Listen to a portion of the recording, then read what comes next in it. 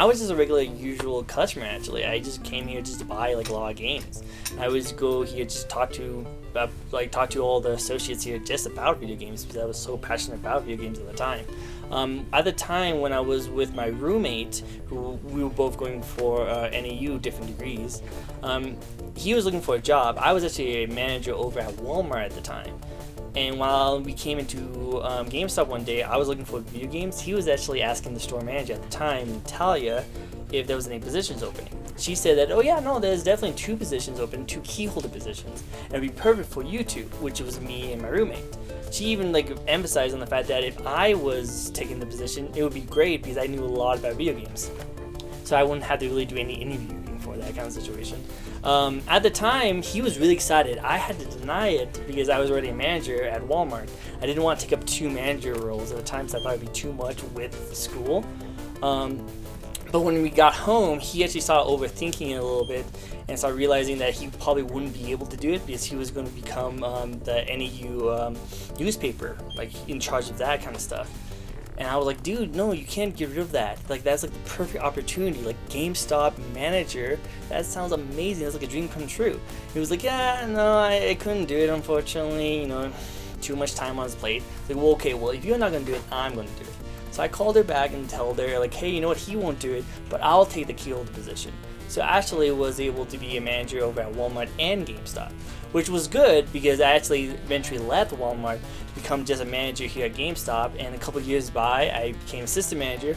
A year later after that, I became store manager, and I've been store manager for about 2 years now. Best thing I would say is that GameStop is going for a transition right now. It's changing. It's trying to be a different kind of GameStop that we knew and grew up with. And to be in the forefront of this change and to see all the different kind of iterations of what GameStop is trying to be to adapt to the big gaming industry that is changing also is really satisfying for me because I've always wanted to be in the gaming industry, and this is the best way to do it, especially because GameStop is the biggest retailer in the world. So to be a key component to that change is really much of an honor to me. One of the things I really like about video games is that there's a game for everyone. Gaming is actually one of those kind of things that's very accessible for anyone.